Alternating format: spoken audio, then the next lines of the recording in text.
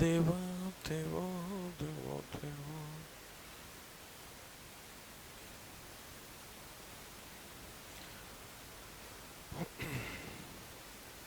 चलिए हेडिंग डालिए, हेडिंग डालिए। आपका कल हिमालय कंप्लीट हो गया था ना, कि बचा था कुछ अभी हिमालय में? कह रहा हूँ हिमालय में कुछ बचा था कि हो गया था सब? हो गया था, हो गया था। तो अब हेडिंग डालिए, नॉर्दर्न प्लेन, उत्तरी भारत का मैदान, नॉर्दर्न प्लेन। गुड मॉर्निंग जी। नॉर्दर्न प्लेन पहली हेडिंग। देखो कल वाला जो पोर्शन था उसके आगे वाले या प्लेन्स, जैसे कल आपका माउंटेन खत्म हुआ था ना, तो जो नॉर्दर्न पोर्शन था हिमालय, कल वाली कड़ी में याद है आप लोगों को, तो हिमालय के नीचे ये सामने जो आप देख रहे हैं ये हमारा प्लेन्स होता है, ठीक है। ये प्लेन ऑब्वियस बात है किसने बनाया है, ये प्लेन रिवर द्वारा स्ट्रक्चर्ड है, ठीक है। मैं बताता हूँ क्या होता है। पहले तो हेडिंग डालिए, नॉर्दर्न प्लेन, उत्तरी मैदान, लिखिए।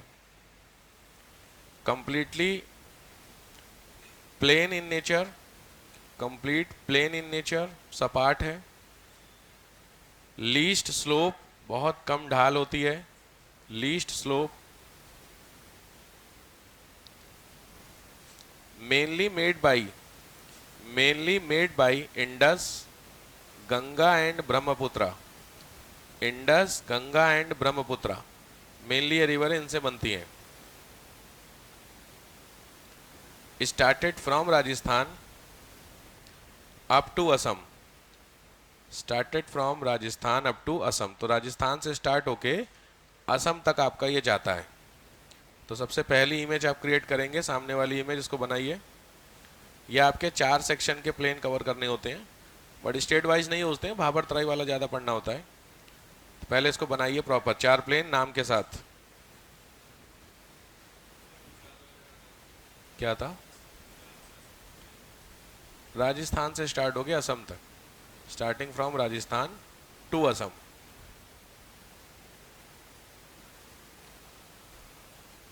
इसको एक बार बनाइए।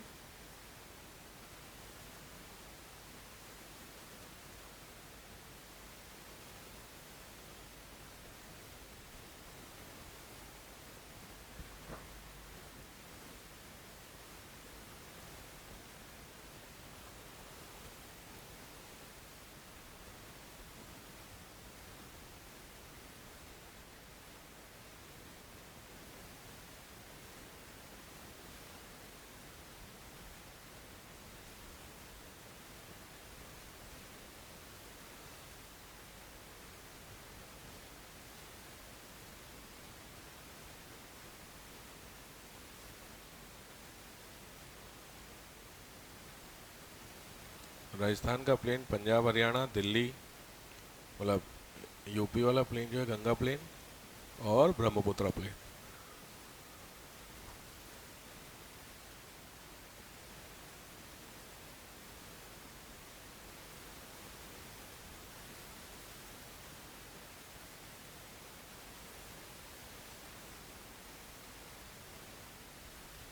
हो गया?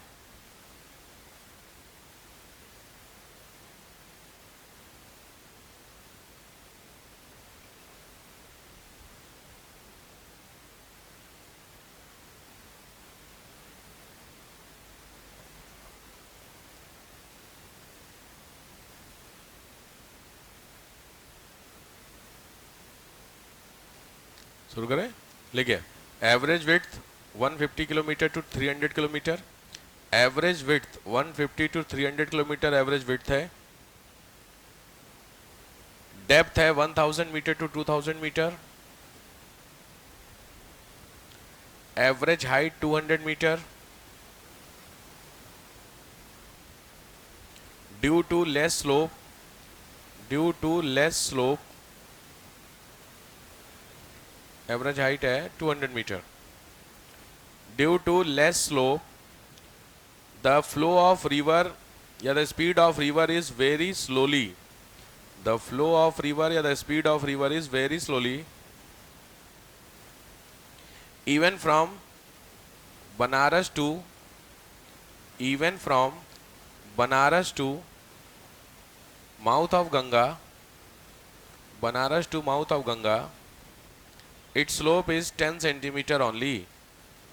Banaras to Ganga slope, mouth of Ganga, slope is 10 centimetre only, केवल 10 सेंटीमीटर का स्लोप रहता है। नहीं नहीं, स्लोप किधर की तरफ होगा? हमेशा पहाड़ से शुरू होकर के जहाँ माउथ होता है उधर गिरेगा ना, हमेशा जहाँ पे भी स्लोप ऐसे होगा तो स्लोप आप किधर से किधर बताओगे? तो बनारस से माउथ ऑफ गंगा ना, माउथ ऑफ गंगा मतलब जहाँ पे समुद्र में मिलती है वहाँ का माउथ है, मोहाना आप कह सकते हैं उसको, that is 10 centimetre. Next, due to plain nature, समतल होने के कारण, generally river changes their path, generally river change their path, generally जो रिवर होती हैं वो पाथ को थोड़ा सा चेंज करती हैं, चेंज देयर पाथ।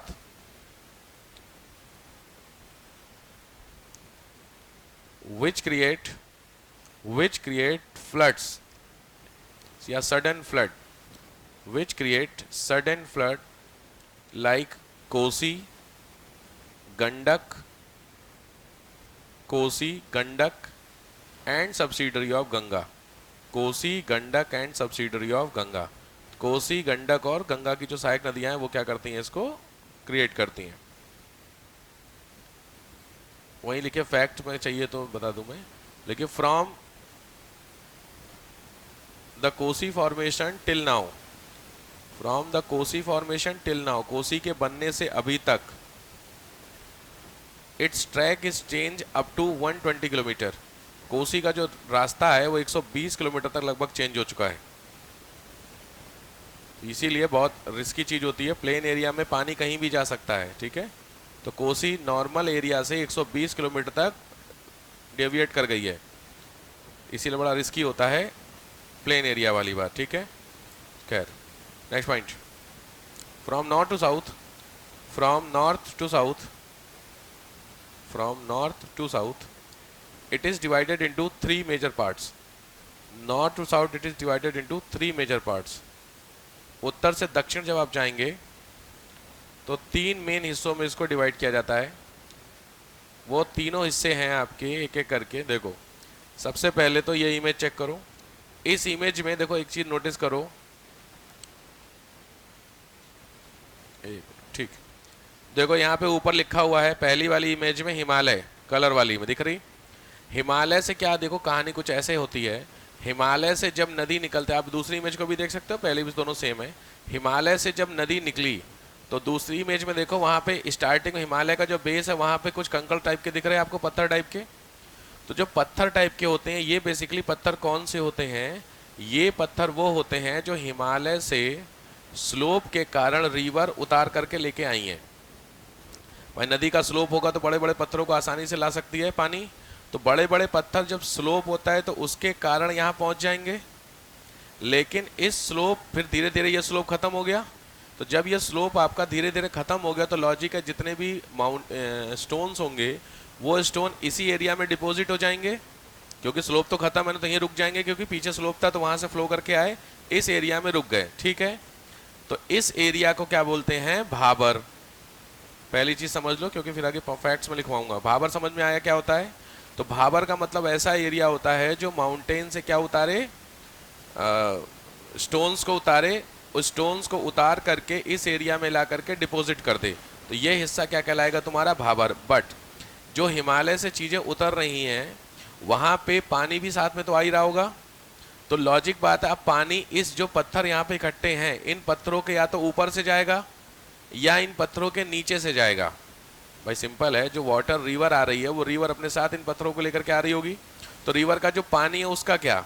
तो बेसिकली वो जो पानी होता है वो पानी इन बड़े बड़े स्टोन्स के नीचे से बहता है। आप लोगों ने माउंटेन्स में जब कभी गए हो पर्वत तो देखा होगा, बहुत बड़े बड़े पत्थर होते हैं, उसके बीच में से रिवर निकलती है, अरे फोटो खिंचाया तो जहाँ बड़े बड़े पत्थरों के ऊपर नहीं खड़े होकर के फोटो खिंचाते तो बीच में से नहीं नदी निकलती टाइप की है, तो वो जो सीन याद आ रहा है वो क्या होता है, बड़े बड़े पत्थर, तो जहाँ जहाँ पे उसको पानी मिला, मतलब स्पेस मिला, वहां वहां से उसका पानी चला गया, और बाकी बड़े बड़े पत्थर के ऊपर आप खड़े होकर के नहीं फोटो वोटो देखे होगे सब, तो उस तरीके के स्ट्रक्चर। तो पॉइंट क्या हुआ कि भाबर जो एरिया होगा, इस भाबर के एरिया में पत्थर होंगे, और इस पत्थरों के नीचे से क्या निकलता है, पानी निकलता है, वही वाला पानी जो पीछे से आ रहा है। ठीक हो गई। अब जब पत्थर खत्म हो जाएंगे जहां पे आगे वाले पोर्शन में, तो वहां पे पानी ऊपर की तरफ आएगा।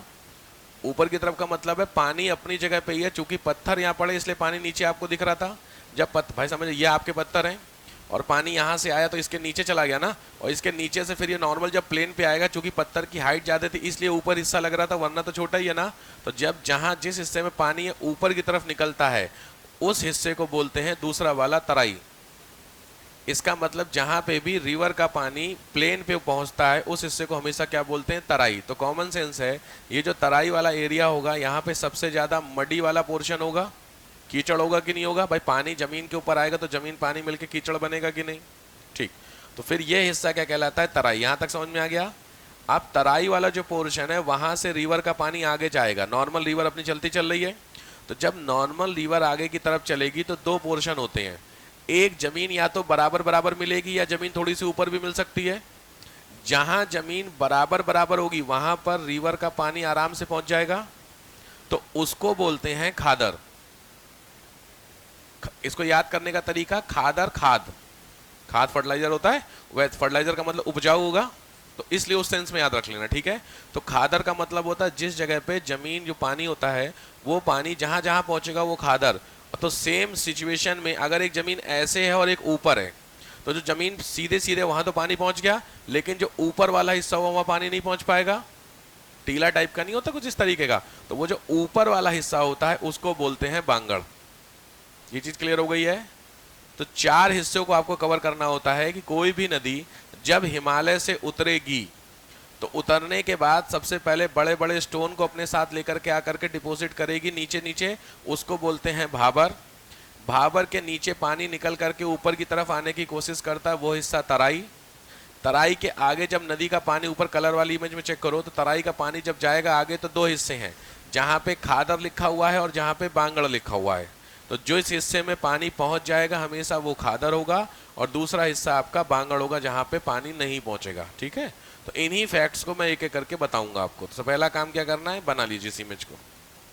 जो इमेज आपको वैसे नीचे वाली आईएएस की इमेज है, डायरेक्ट प्रीलिम्स का क्वेश्चन था, ये वहीं से उठाई है मैंने इमेज, तो सीधे सीधे आई हुई है। इसको उसने क्या किया था, जहां भाबर तराई खादर लिखा है बांगड़, वहां ABCD लिखा हुआ था, तो मैच करने के लिए आया हुआ था। समझ रहे हैं ABC क्या है, तो ये ध्यान से बनाइए इसको। पहले क्या है खादर, क्या है Bangar.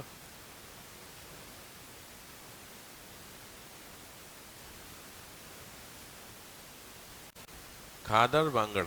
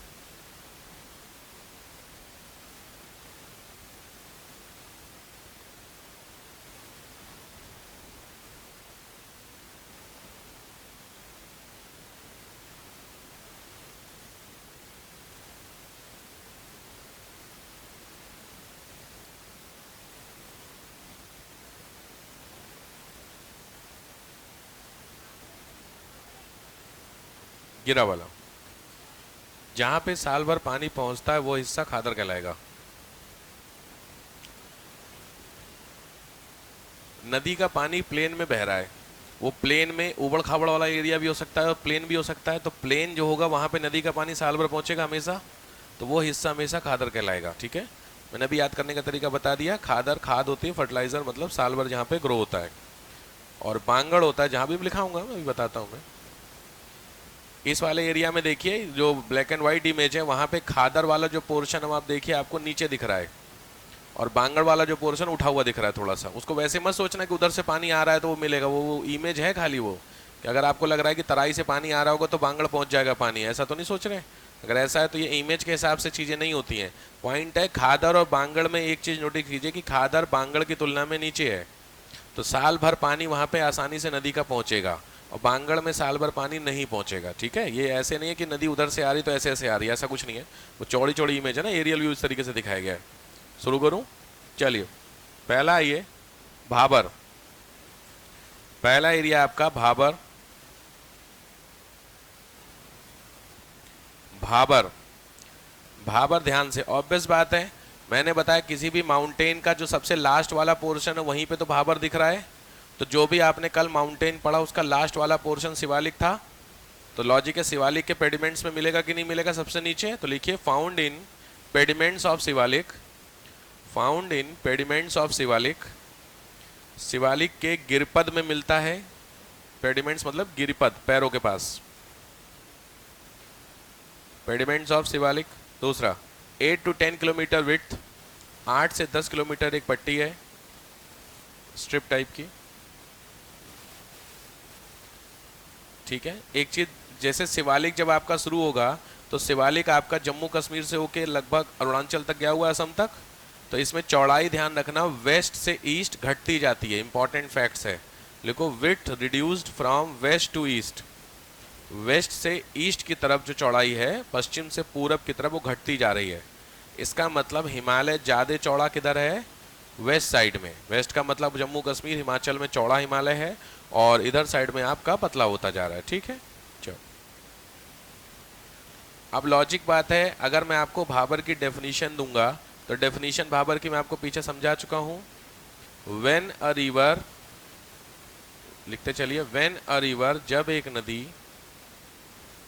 Move with larger stones, बड़े बड़े पत्थरों को लेकर के चले,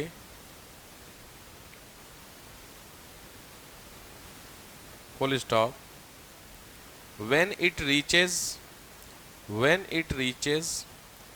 on the base of a mountain, जब ये किसी माउंटेन के बेस पर पहुंचे, then due to the less slope, तो कम ढाल के कारण, it deposited all the stone on that base, it deposited all the stones या रॉक्स ऑन दैट बेस, तो ये नदी उन सभी पर्वतों को, उन सभी पत्थरों को आधार के पास जमा कर देती है। The water of river get lower the stones या फ्लो लोअर द स्टोन और रॉक, नदी का पानी इन्हीं चट्टानों के नीचे से बहता है, नदी का पानी इन्हीं चट्टानों के नीचे से बहता है।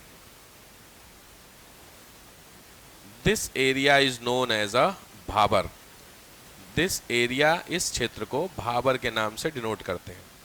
तो लॉजिक बात, अब सिविल्स का प्रीलिम्स का क्वेश्चन है, इसमें एक चीज बताइए, तो भाबर का जो एरिया होगा वहां पे नदी जो होगी वो कई सारी ब्रांचेस में बट जाएगी, सही बात है कि नहीं है, क्योंकि बड़े बड़े पत्थर को अपने साथ ले नहीं सकती, तो पत्थर से टकराएगी दो हिस्से, आगे दो पत्थर मिल गए उससे टकरा के दो हिस्से, तो कई सारी ब्रांचेस होंगी कि नहीं होंगी। ठीक, ये क्वेश्चन उठा हुआ है, लिखो स्टार करके, फैक्ट जो है प्रीलिम्स के लिए।